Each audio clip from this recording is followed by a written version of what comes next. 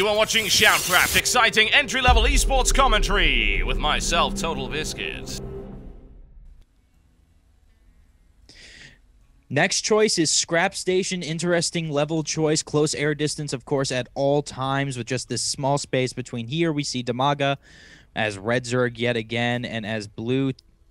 Why do I always want to say Protoss? Terran over You got something for side. Protoss, don't you? Let's be honest here. Is there something you want to admit to us on the air? You get it all out there. You'll feel better. I'm going to wait till someone actually pays for that interview. That could be arranged. Ah, fair enough. Anyways, we have Fenix here on the left, spawning as Blue Terran. What do you think of this matchup here with a close air distance between Zerg and Terran? Well, it's blatantly obvious that Dimaga picked it as a direct result of that, and I don't really blame him. Having that early scout, bear in mind what happened to him in the last game. Bear in mind that it was a bold gambit from Fenix, and Dimaga wants the information. He wants to be sure that doesn't happen again. So he wants early info, which is exactly what he's going to get. Because of that close air distance, he's already over to the Terran side right now with the Overlord, and he'll be able to have a look around, see what he can see, and it will be joyous for him, no doubt indeed. Now, Phoenix isn't going to be scouting much later, though. Phoenix is already going, oh, this is interesting. Phoenix looks like he may be proxying here. He's staying, yes, he is, building up an engineering bay to block that secondary expansion. It's a good way to do it. Engineering Bay, a very cheap way of blocking the fast expansion. Dimaga is about to find that out to his cost. It's unfortunate that he relied on that single Overlord alone. Otherwise, if he'd gone in there earlier with the drone, he'd have been able to block the construction of that as well. Doing a little bit of harassment, but it's not going to be enough. He's going to need big firepower to bring down the Engineering Bay. Yes, and that SCV is making his way out of there at about half health. Very nice early harassment here. Oh, wow, he's actually just going to do some scouting right back up into the main. Spawning pool was placed down. It's about 1/4 complete. And our first barracks is on the way as well at the top of the ramp of Phoenix, about halfway complete. Indeed. Once again, Fenix trying to catch his opponent on the back foot, and is doing a good job of it. Dimaga seems at his strongest when he's able to apply that pressure and keep it rolling. When Dimaga has the momentum, he is just unstoppable. However, Fenix is wanting to stunt his growth right here, and he's doing a good job of it. He did it last game by just doing some early ramp pressure, and this time around he's denying the expansion altogether. Last round, that hatch did go down. He's not even letting it get to that point this time around. Indeed. So we're looking for, in this case, a pool on much later than 14. You'd have expected a pool on 14. Didn't happen as a result of that, so he's going to have to rely instead on that. And indeed, as you notice here, Fenix didn't even bother to cancel the NG Bay, so he's going to do that at some point when he feels like it. Speedlings are the order of the day for Dimaga for the time being, and in the meantime, his opponent's sorting himself out with a factory. Those 4 Zerglings making their way south to do damage to that engineering bay. Probably will finally get that canceled once it's down on low health. But in the meantime, Phoenix has gone straight into his factory. It's about 90% done. I wonder if he's going to go for Hellions here or just for a straight 1-1-1. It's certainly possible, and we're going to see it right there to 1-1-1 with a block as well. Straight into the starport, looking for some Viking harassment, looking for that flexibility, some siege tanks as well. They did very, very well against Dimaga last game. The question is, will it work so well on this map? Can't tell until it's really done. We do have that second hatch finally down at the natural expansion for Dimaga, far later than he would have initially wanted. And we also have a new SCV scout making his way down south across the map. Maybe he's going to the high yield? Or maybe he's just going for a beer. I wouldn't blame him, honestly. He's a little bit stressed. Yeah, well, Stella always helps that. Indeed, it does. You know, Stella is the drink of Belgian tramps? That's what I've heard. Indeed. You know, it's marketed over here as a very upmarket beer. Stella à toi, hot of all, hotty ho. It's like, you know, tramps drink that. It's like doing, we should do the same thing, but with British special brew. You know, special brew is drunk by homeless people over here. It's like, special brew, yes, it's in a gold can. It's wonderful, yes, it is the most exquisite taste. And speaking of exquisite taste, Fenix likes the taste of a Banshee right now, and I think Dimaga's not going to enjoy that. No, he's not at all. He has really nothing to be able to defend against this. Well, actually, he does have a pair of queens in his main. Some nice early... Oh, actually, smart move bringing in SCV for some suicide scouting there to see how many queens there were before he went in with these Banshees, because now he's building up 2 in his main. He's got 2 Banshees on the way. I like this move. He wants that pair before he's able to go in and do any damage. Oh, indeed. That is a lot of pressure he's going to be able to apply there. Admittedly, the amount of Banshees he's building right now kind of prohibits him going into cloaking field, so he's going to have to rely on some decisive strikes and some good micromanagement. I have to wonder if Dimaga's Zergling just spotted that Banshee there. Don't really know. That single Banshee making his way now across. Looks like he's going to go to this expansion here, the single expansion that Dimaga has. Only a pair of drones there currently. Single Queen trying to drive him away. It'll do the job. Thing is, the creep spread around the rear is not so great, and he's going to have to do something about that. Dimaga's like, well, no, not for the time being, but Fenix is going to be able to micromanage 2 of those Banshees. He's got more on the way as well. He's now got 3 up, and a 4th is on the way. That's a lot of pressure he can apply.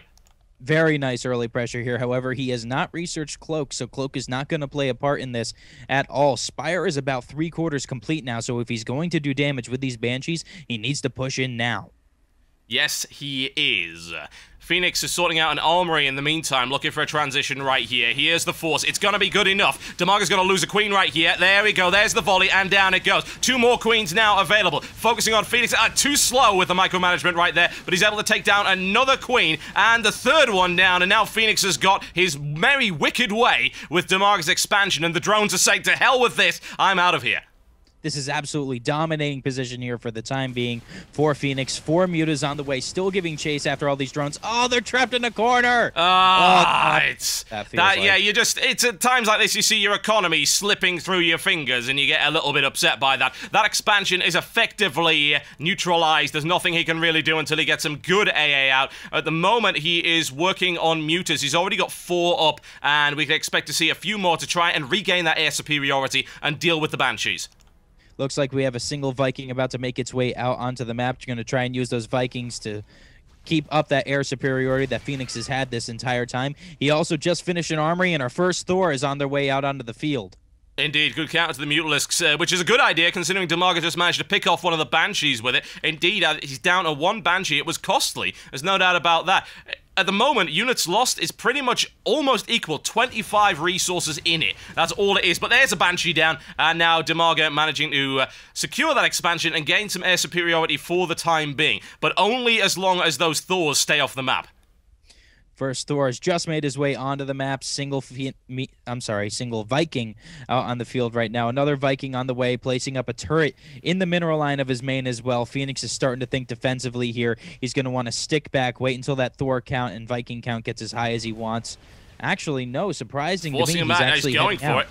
Oh, he's going to try and take that Thor out with the Zerglings. Does he have the damage? No, nice grab. Fenix grabs it out of the fire, and that's good stuff, and takes a heavy toll on those Mutalisks. Very nice job with that Thor. Takes out 1 more just as it's running away, and now in with the SCVs for repair. More SCVs heading down to the natural expansion of Fenix, which is just going down quite late in the game, over 11 minutes in, before Fenix even had a single expansion. I can't overemphasize just how much damage that was, by the way, and that is a huge resource gap now. 2,500 resources worth lost by Dimaga as a result of that attack, and 1,800 for Fenix. So it is a big difference. Dimaga now going for a later game Baneling Nest, which of course is a reasonable idea against the Thor. My concern is that the Terran's going to reach critical mass, and we know exactly what happens when we're doing that. Harassment at the rear, though, from Dimaga, looking to do damage to Fenix, and yeah, he takes a tech lab. Yeah, he's going to take that free. Absolutely no problem taking that.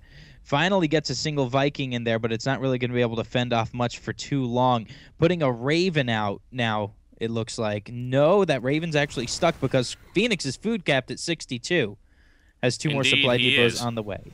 Well, that could end pretty soon because Fenix is looking for some aggression right here, and he's sitting on 13 Marines. He's got a Thor there, and he's also got a Medivac. It's not the biggest or best force in the world, but it is dangerous and is going to force Dimaga to react. Indeed, and we have this one force, as you were just pointing out, probably going to be joined by any of these Vikings that were on their way out into the field. Or were all the Vikings taken out, actually? I figured that maybe he had some still in his main, but I believe they're all gone. He's just got the 1. He's only got 1 left. He does have the Raven on its way. He's finally alleviated that supply block. At the moment, Fenix is doing what I like to call the build everything and hope it works strategy, whereby he is building 2 reactors, a barracks, 3 supply depots, 2 SCVs, 1 Medivac, 1 Thor, 1 Raven, and a level 1 infantry weapon upgrade. Level 1 infantry upgrade is about halfway done. Here we go. Raven is just about to make its way out into the field along with a second Thor, which makes his force just that much stronger anti-air at this point in time. A bunch of mutas gathering with some Zerglings and Banelings here at the center of this giant growth mass that is Creep. Indeed, I'm surprised he hasn't tried to break through that wall yet and might be waiting for it. It's a good possibility, honestly. It's a very direct approach, but bear in mind that it can be a bit of a double-edged sword. If you break that block and you're unable to capitalize your lead at that point, then you've just given your opponent a perfect opportunity to counter-attack. And now that this Raven's out on the map, these creep tumors, there's nothing stopping this Thor from taking them out. Yep, they're going to be able to melt those, no problem at all. And of course, the Raven is a nice little Swiss Army knife. It's got a lot of different uses, and indeed, he may benefit from quite a few of them. And here we go. Is this going to happen? No, it's not, because a single Marine would have been able to spot it. Dimaga does have a single drone down south at the high yield, probably waiting to put up a hatch there, but he needs to have some Zerglings coming. Yes, here come a pair of Zerglings to clean up this Marine. Oh, dear. They will feast on his flesh. It actually looks like they're doing that as well. They're very bad table manners, Zerglings. I would never invite them to a fancy party. But they're so cute. They're just so damn cute. You can't help it. Don't be taken in. That's what they want you to think. I'm fine with being taken in. They're the Zerg. They're badass.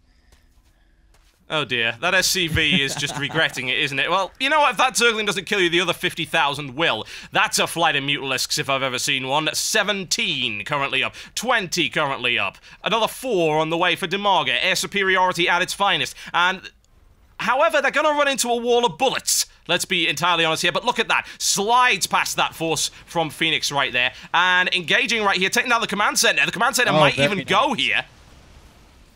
Fenix. This command center, nothing that can really be done. Trying to pull those mutas closer. Nice job, actually manages to pull them closer just enough for those Marines to be in range to get some damage done. Indeed, it was a nice defensive move there by Fenix, and Fenix now setting up the line of pain. I wouldn't want to go anywhere near that, honestly, but he's going to have to. He's trying to force Dimaga to bring it on and throw himself into the jaws of death. Initial scouting force annihilated there, and here comes the charge of the Light Brigade right here. Look at the Banelings, though. Not quite good enough to collapse the line, but the Mutalisks certainly will be. Oh, it's huge damage from either side, but the Mutas are winning here. Yes, they are. They're pushing them back, annihilating the Marines. Fenix gives it a good game. Very, very nice job there from Dimaga. Waited until he had just the right number of units to push forward there.